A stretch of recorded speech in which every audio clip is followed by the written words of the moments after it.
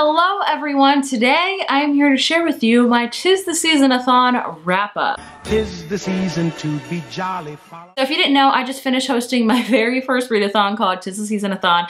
It was a holiday themed readathon where you didn't have to read holiday books, but if you wanted to, great. But it was an amazing week. It ran from December 3rd through the 9th, so it just wrapped up literally yesterday, and it was just so much fun. I loved every second of it, so thank you so much to all of my co-hosts. Thank you so much for everyone that helped run Twitter sprints, and thank you if you participated. It means literally the world to me. And in case if you're wondering if you participated in this year and you loved it and you want it again, or in case you missed it this year and you want to try next year, there will be another Tistheseasonathon next year. So expect it just the first week of December. I don't know when that is because I haven't done my research, but we plan to do this again and we hope that you will join us. So originally I was not going to do a wrap up at all because that was where my vlog was going to fill in, because I did do a vlog for the first 3 days of the readathon. So if you want to see that, it'll be right here. But I failed at vlogging for the second half, mainly because my personal life was just kind of chaotic. My car had a lot of brake problems, so I was in the shop for like the last half of the readathon for like 5 days. So that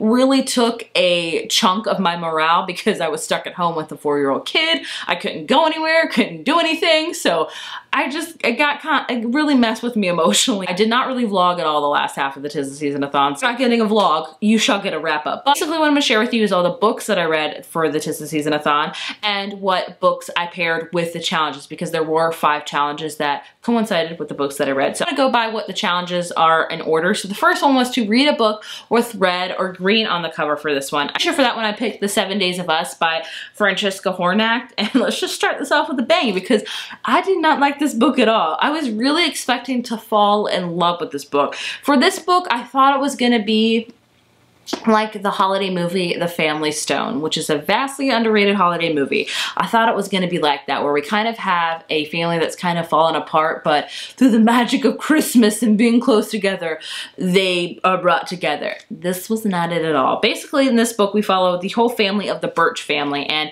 there is a mom and dad and 2 daughters, and the oldest daughter, Olivia, comes home from Libya, I believe, I want to say, or Liberia, and she has been helping treat the hag disease epidemic. And basically when she comes home, her family has to be quarantined for 7 days just to be on the safe side because she was dealing with the disease and stuff like that. So they're all stuck inside for a whole week with no like outside contact. They can't leave, all that kind of stuff. So it's all about them. So we follow each individual character within this book. We follow Olivia, who's suffering from coming home and all that kind of things. We follow the younger daughter, I forget her name, Phoebe. We follow the mom and we follow the dad. So each of them have their own things going on, and that was what it was about. It was about each one of them just thinking about themselves. That is why I did not like this book at all. They were very just self-centered and selfish and just plain horrible. I don't want to talk about it more because the writing style wasn't for me. I just didn't love at the end. There was no like, I didn't want things to be tied off into a neat bow, but I wanted some like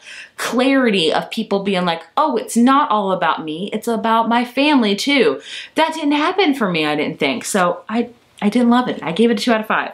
I'm sorry to say, there's some books that you just really don't like, and this is one. Like, I wasn't expecting it to be on that at all. The next challenge was to read a book while listening to holiday themed music. For that one, I picked Dashing Through the Snow by Debbie McComber. This one, why am I starting with my least favorite ones? I did not plan this. I liked it. I didn't love it. I'll say it was exactly what I was expecting. It was a Hallmark movie in a book. Like, they made this into a Hallmark movie, literally. It's about these 2 characters that meet at an airport, and the flight, of course, is canceled, and then they decide to rent a car together and drive cross country on a road trip, and they've never known each other, all that kind of things. You can tell how it's gonna end from page 1, all those things. It's very unrealistic, but I need something to get me out of the funk that 7 Days of Us put me in, and I think this did it. I mean, it was okay. I would give it a 3 out of 5. I'd say if you're a big Hallmark movie fan, definitely check this out. If not, maybe not.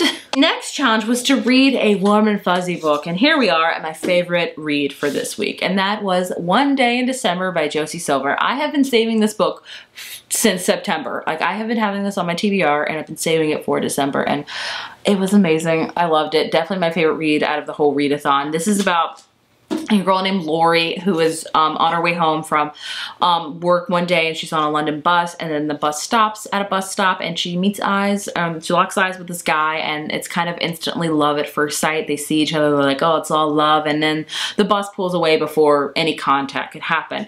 And she spends a year looking for this mysterious bus man. She doesn't know where he's at. And then one day, her best friend and roommate comes home, and she's like, I want you to meet my new boyfriend. His name is Jack, and it's the bus man. So obviously things are awkward because it's kind of a book about ill-fated love. It spans 10 years throughout the entirety of their lives. It follows both Lori and Jack, and I loved it. It was like a freaking chick flick. I read it and gobbled it up. I would highly recommend it if you're a big fan of chick lit and chick flicks. I loved it. I give it a 4.5 out of 5. Would highly recommend it. Next challenge was to read a short book. This is where I doubled up because with this readathon, you could double, you could triple, you can read one book for the readathon, whatever you want to do. I read Dashing Through the Snow by Debbie McComber. This was like 220 pages. We counted anything between 200 and 250, a short book or anything less than that. So I've already talked about this one. And our last challenge was to read a holiday themed book. And for this one, I chose The Christmas Sisters by Sarah Morgan, and I really enjoyed this one. And what I was looking for in 7 Days of Us, which I didn't like, I got in The Christmas Sisters. This is about 3 sisters that come home for Scotland for the holidays, and they come home to their adopted parents, and they're kind of not close anymore, and this book is basically about them getting closer, the holiday spirit, and I just loved it. If you're looking for a book that is kind of heartwarming and all about family at its core and gives you the Family Stone vibes, I would highly recommend this book. I loved it. I thought, you know, it was about sisters that cared about themselves, yes, but also cared about other people. Who would have thought it? 7 Days, I'm sorry, I'm trying not to slam this book. I didn't love 7 Days, but I really enjoyed this one though, so I would highly recommend it. It is a very lengthy one. It's 400 pages, so I don't know if it needed to be that long, but I really enjoyed it. I would give it a 4 out of 5.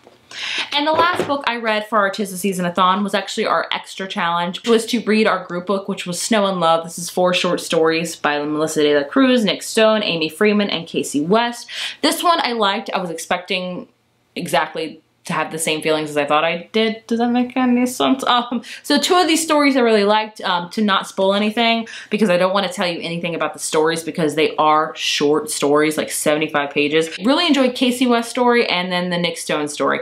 The other 2 I did not really like, but that's how it goes with anthologies. You're gonna like some, you're not gonna like them. But I would give this like a 3.5 out of 5. I would probably give it more if I enjoyed the other 2 stories more, but sadly I didn't. But it was a quick holiday fun read that you could read very quickly. I mean, this one also technically is like, it's like 200 and, let's see, 52 pages. I would count that for the short book. But those are all the books I read for the Tistheseasonathon. The readathon was a huge success. More people participated in it than I ever thought they would, honestly. I was not expecting for this great of a turnout. So thank you so much to every single person who participated in it. It means the world to me. Like, I'm so honored and grateful that you took part in a readathon that I created, and that I had and I also had some amazing ladies help me out. So I'll leave all of them down below for my co-host, Trina, Chelsea, Amy, and Kristen. I love them all so dearly. They're all now close friends to me, so I love that. But either way, wanting to do this again or wanting to do it for the first time, stay tuned for next year for round 2 of the Tistheseasonathon. I can't wait for it. And either way, I hope you guys enjoyed participating as well. Thank you guys so much for watching, and I'll see you in my next video. Bye.